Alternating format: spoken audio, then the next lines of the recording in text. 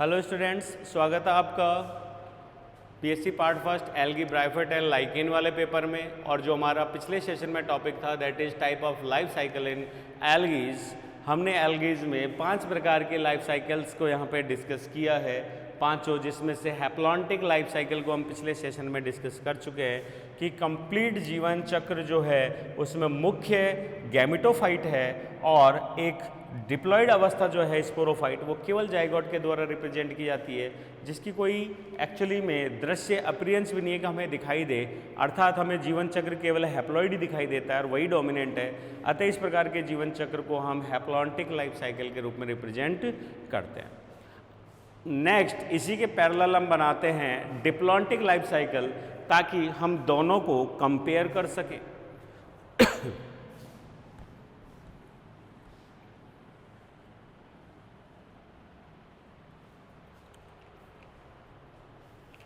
यहीं पे ही बना लेते हैं जिससे हमको कंपेयर करने में सुविधा रहेगी। सेकंड नंबर पे डिप्लॉन्टिक लाइफ साइकिल, जिससे हम कह सकते हैं द्विगुणित की जीवन चक्र। द्विगुणित की जीवन चक्र में हम शुरुआत वहीं से करेंगे जहां से की थी। यहाँ पे हम लिखेंगे थैलस, लेकिन जो थैलस है वो यहाँ पे गैमेटोफाइट है और यहाँ के जीवन चक्र की हम बात करें तो इसके अंदर जो जीवन चक्र में थैलस है वो कैसा होता है, गैमेटोफाइट के स्थान पर स्पोरोफाइटिक।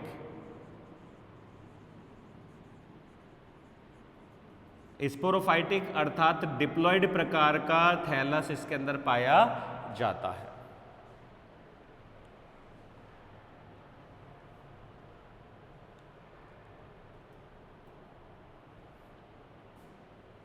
ठीक है, ये एग्जाम्पल हम आसानी से ले सकते हैं, जैसे कि फियोफाइसी के मेंबर्स, साइक्लोस्पोरिजोस की क्लास है फ्यूकस के अंदर हम इस प्रकार के जीवन चक्र को ऐड कर सकते हैं। डायटम्स को हम इसमें ऐड कर सकते हैं।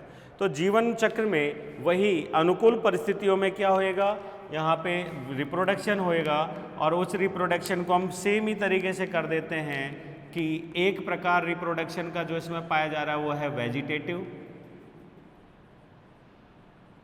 रिप्रोडक्शन, और दूसरा जो है वो हम यहाँ पे डिस्कस कर लेते हैं asexual type.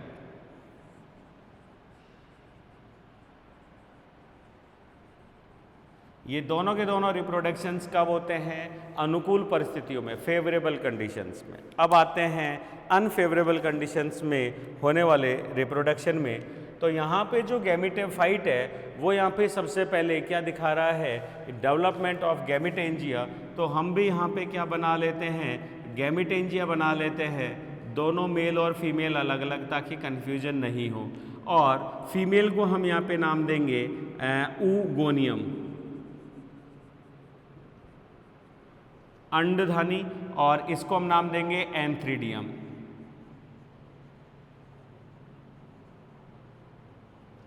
पुंधन, oogonium and antheridium. ये जो ओगोनियम है ये यहाँ पे दिखाती है फीमेल के लिए, और एंथ्रीडियम जो है वो किसके लिए है, नर के लिए, मेल। अब एक मेजर डिफरेंस यहाँ पे, दोनों के दोनों जब डेवलपमेंट करेंगे तो यहाँ पे मेन पादप एन है, अर्थात यहाँ पे केवल समसूत्री विभाजन हुआ और माइटोसिस के फलस्वरूप क्या बने, गैमीट्स। लेकिन ये 2n है और गैमीट्स हमेशा कैसे होते हैं, n। अतः यहाँ पे जो विभाजन होगा वो होगा मियोसिस।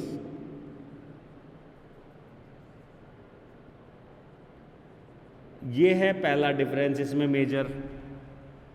मियोसिस के फलस्वरूप यहाँ पे जो गैमीट्स बनेंगे उनमें ओगोनियम में यहाँ पे जो गैमीट बनेगा दैट इज एग या ovum,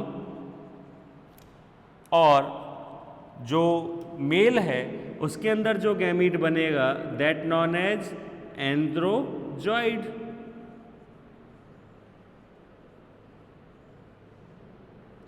antherozoid that is an, और ये भी कैसा होगा, एन। ये दोनों के दोनों क्या हैं, गैमीट्स,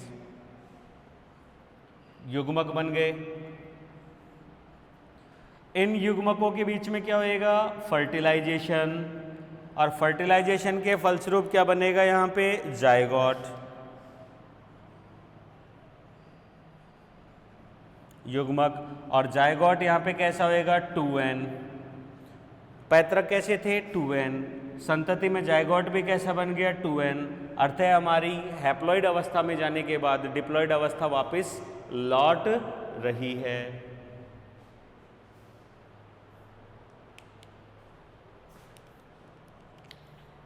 ठीक है, इसको हम लिखेंगे संलयन या फर्टिलाइजेशन।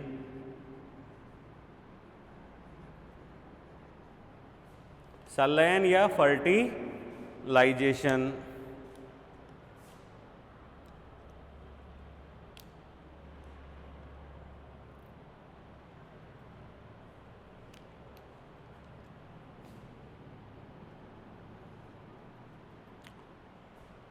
जायगोट किस में कन्वर्ट हो जाएगा? ओस्पोर में।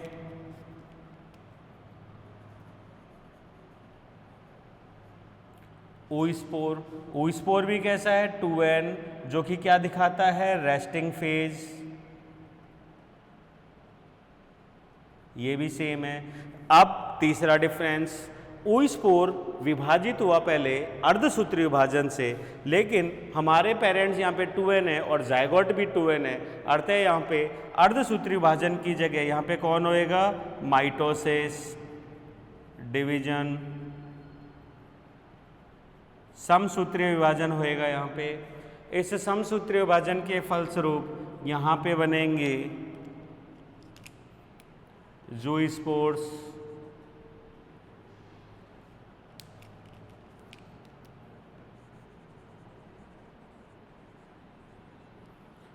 और ये ज़ूस्पोर्स बाय जर्मिनेशन यहाँ पे क्या बनाएंगे? वापस थैलस को डेवलप करेंगे। ठीक है, यहाँ हम एक नाम और दे सकते हैं, क्योंकि ये स्पोर्स जो है वो माइटोसिस से बने हैं, इसलिए हम इन्हें माइटोजूस्पोर भी कह सकते हैं। उसी तरीके से इनको हम मियोजूस्पोर्स भी कह सकते हैं।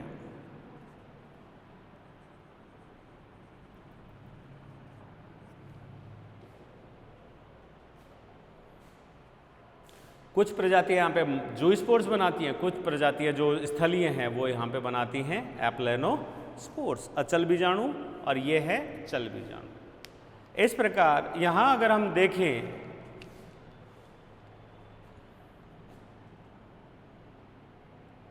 तो जो हैप्लॉइड अवस्था है वो केवल और केवल हमें कहाँ देखने को मिलती है? इस अर्धसूत्री विभाजन के पश्चात, और केवल यहाँ पे, दैट इज हैप्लॉइड नंबर। ये हो गया हमारा जायगोट, फर्टिलाइजेशन का पार्ट, और ये पूरा का पूरा जो बच रहा है वो कैसा है? डिप्लॉइड, और ये कैसा है? हैप्लॉइड। डिप्लॉइड और ये हो गया हैप्लॉइड। तो दोनों जीवन चक्र को अगर अपन तुलनात्मक रूप से देखें तो हमें क्लियर समझ में आता है कि इस जीवन चक्र में मुख्य थैलस और जो जीवन चक्र की अवस्थाएं हैं वो कैसी हैं? हैप्लॉइड है, अर्थात वही यहाँ पे डोमिनेंट है। इसलिए इस प्रकार के जीवन चक्र को हम बोल देते हैं हैप्लॉन्टिक। और दूसरी तरफ जब हम चले तो यहाँ पे मुख्य पूरा जीवन चक्र की जो अवस्थाएं वो कैसी हैं? डिप्लॉइड है, द्विगुणित। अतः इस प्रकार के जीवन चक्र को हम बोल सकते हैं डिप्लॉन्टिक। तो ये दो प्रकार के जीवन चक्र कंप्लीट। अब हम तीसरे पे चलते हैं, डिप्लो हैप्लॉन्टिक।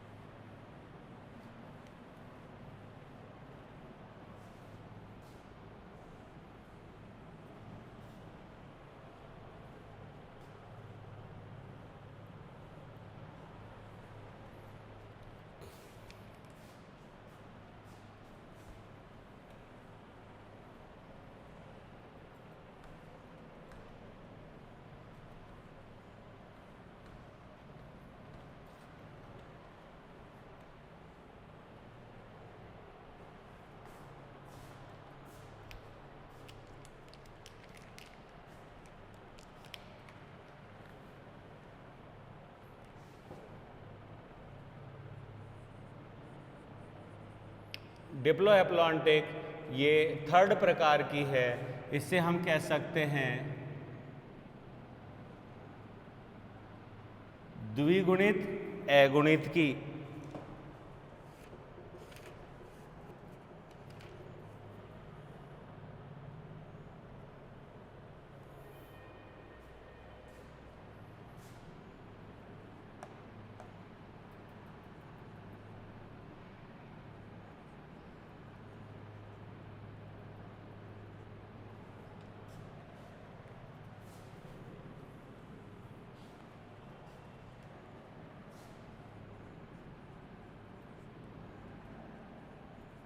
द्विगुणित गुणित की।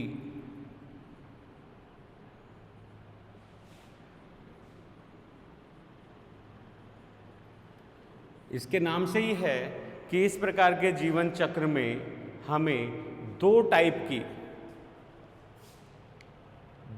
के लाइफ साइकिल जो हैं वो डिस्कस करने को मिलती हैं यहाँ पर, कि एक मुख्य अवस्था कैसी है डिप्लॉइड और एक मुख्य अवस्था कैसी है हैप्लॉइड।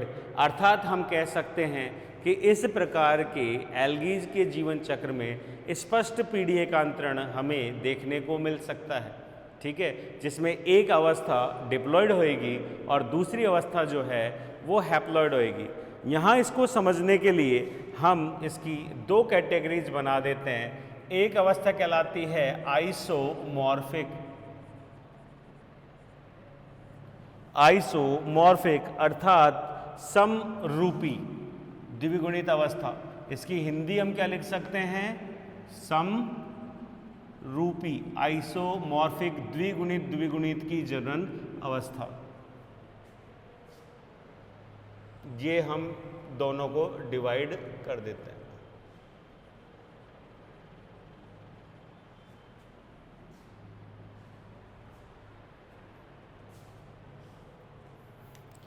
क्लियरली अगर अपन इनकी बात करें तो यहाँ पर दो परफेक्ट एग्जाम्पल्स हम यहाँ पे दे सकते हैं। इस वाले में जो एग्जाम्पल है दैट इज, अभी छोटा सा लिख देता हूँ, एक्टोकार्पस। और यहाँ पे अगर हम एग्जाम्पल दें तो दैट इज लैमिनेरिया।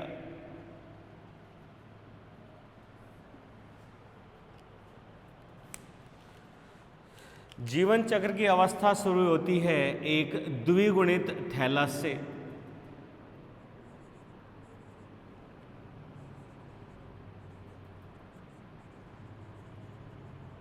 द्विगुणित थैलस अर्थात हम इसको क्या कह सकते हैं?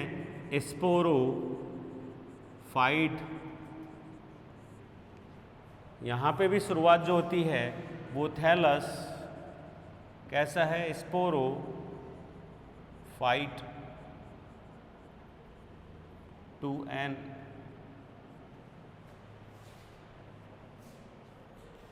अनुकूल परिस्थिति में कुछ इनमें से अपने आप में रिप्रेजेंट करते हैं as vegetative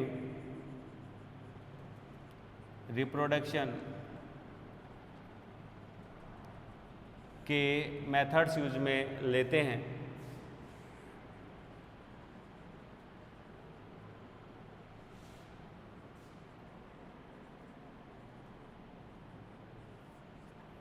vegetative reproduction in conditions।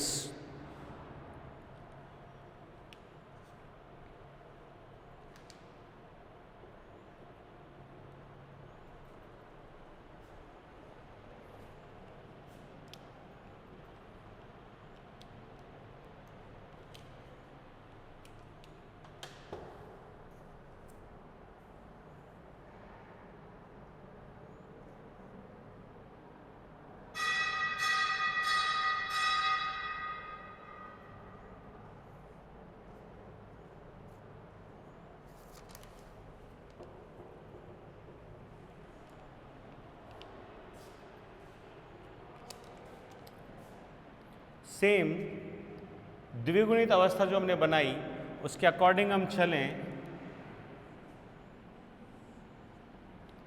तो ये डेवलप करते हैं। यहाँ पर क्या डेवलप कर रहे थे हम? गैमीटेंजिया। लेकिन ये यहाँ पे अर्धसूत्रीय विभाजन की जगह कौन सा दिखाते हैं, माइटोसिस, समसूत्रीय विभाजन, अतः ये यहाँ पे बनाते हैं स्पोरेंजिया।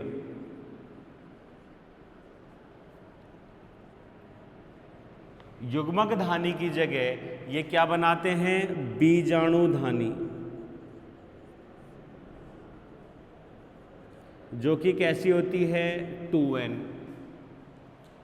ये जो बीजाणुधानी है, ये बीजाणुधानी यहाँ पर करती है मियोसिस,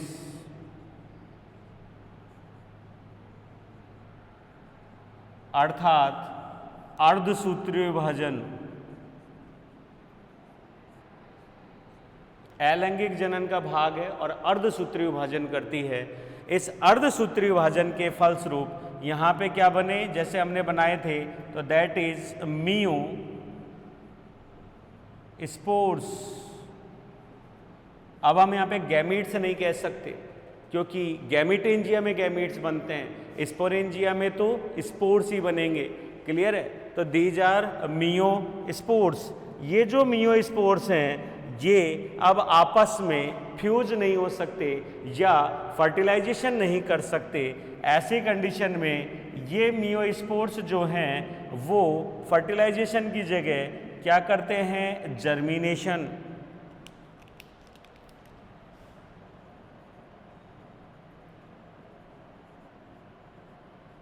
ये क्या करते हैं यहाँ पे, जर्मिनेशन।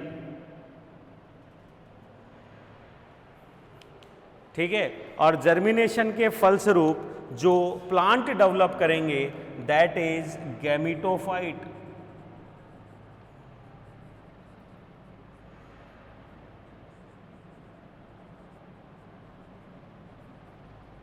जो कि कैसा होगा, हैप्लॉइड इन नंबर, युग्मकोद्भिद पादप को बनाएंगे, और ये जो है ये बीजाणुद्भिद पादप को बनाता है।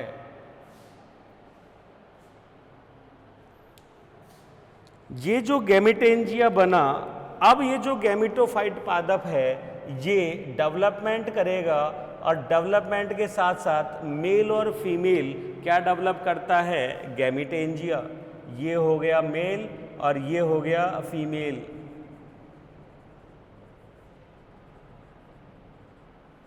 क्या डेवलप करते हैं, युग्मक धानियां डेवलप करते हैं, जिन्हें हम नाम भी देना चाहें तो दे सकते हैं, आर्चिगोनिया एंड कार्पोगोनिया।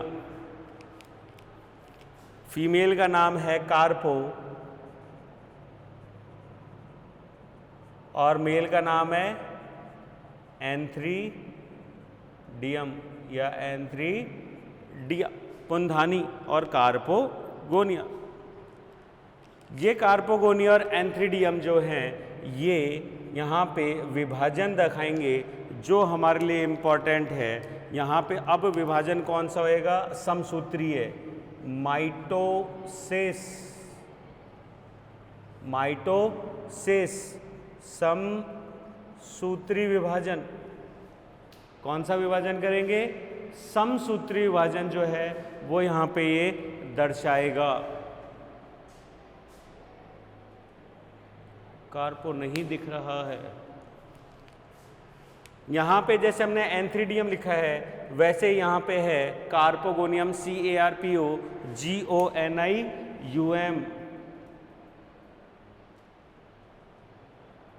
कार्पोगोनियम। ठीक है? कार्पोगोनियम समसूत्री विभाजन के फलस्वरूप यहाँ पे क्या डेवलप करेंगे, ये डेवलप करेंगे यहाँ पे गैमीट्स या युग्मक, जिसको हम बोलेंगे आइसोगैमीट।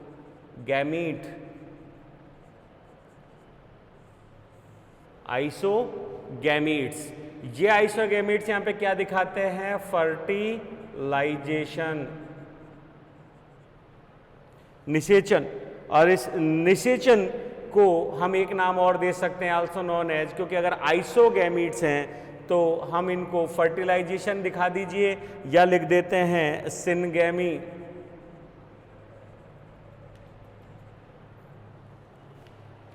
संलयन, और सिनगैमी से ये यहाँ पे बनाता है एक तरीके से जाइगोट। जो कि पहली बार कैसा हो जाएगा वापस 2n, और इस 2n के जाइगोट के जर्मिनेशन से वापस क्या मिलेगा, थैलस मिलेगा स्पोरोफाइटिक। तो इस पूरे जीवन चक्र में अगर हम देखें तो द्विगुणित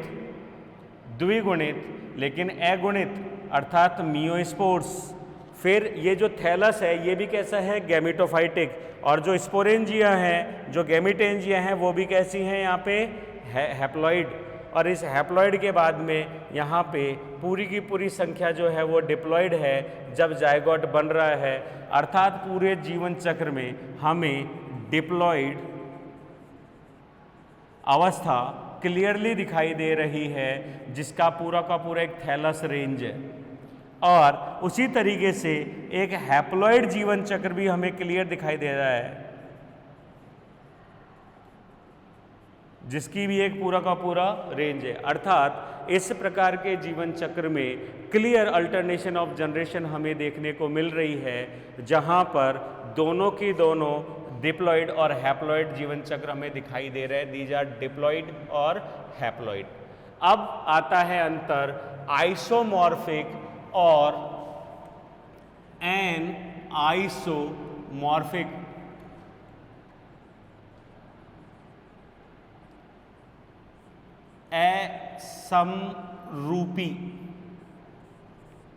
असमरूपी की हम बात करें तो यहां पे वही स्पोरेंजिया या इसी में समझ लेते हैं, स्पोरेंजिया भी सेम बनेगी, मियोस्पोर्स भी सेम बनेंगे और गैमेटोफाइट थैलस भी सेम बनेगा। अर्थात जीवन चक्र दोनों के दोनों सेम होंगे, कोई अंतर नहीं है। लेकिन सबसे बड़ा जो अंतर आ रहा है ये कि आइसोमॉर्फिक जीवन चक्र में जो पेरेंट थैलस है और जो संतति थैलस है दोनों अलग अलग हैं। कैसा, ये 2n है और ये n है, लेकिन ये मॉर्फोलॉजी अर्थात आकारिकी रूप से दोनों के दोनों एक दूसरे के समान होंगे। अर्थात जिसमें गैमेट 2n है इसमें गैमेट n है, ये डिप्लॉइड है ये हैप्लॉइड है, लेकिन मॉर्फोलॉजी में ये दोनों के दोनों समान होंगे और बाकी की संरचना सेम तरीके से रहेंगे। लेकिन एन आइसोमॉर्फिक की अगर अपन बात करें तो एन आइसोमॉर्फिक में ये दोनों जेनेटिकली तो अलग हैं ही, प्लस मॉर्फोलॉजी अर्थात आकारिकी में भी एक दूसरे से क्या रहेंगे, पूरी तरीके से दूरस्थ रहेंगे। और ऐसी कंडीशन में ये दोनों एक दूसरे से बिल्कुल भी आकारिक रूप से समानता नहीं दिखाते, इसलिए हम इस प्रकार के जीवन चक्र को एन आइसोमॉर्फिक कहते हैं। और जिसमें दोनों समान होते हैं मॉर्फिक, आइसोमॉर्फिक। इसका बेस्ट एग्जाम्पल एक्टोकार्पस जो हमारे कोर्स में है फर्स्ट ईयर में, और इसका एग्जाम्पल हम देते हैं लैमिनेरिया जो कि एन आइसोमॉर्फिक जीवन चक्र को फॉलो करता है। ठीक है स्टूडेंट्स, तो आज की क्लास में इतना ही। नेक्स्ट क्लास में हम पढ़ते हैं फोर्थ हमारी life cycle, that is haplontic.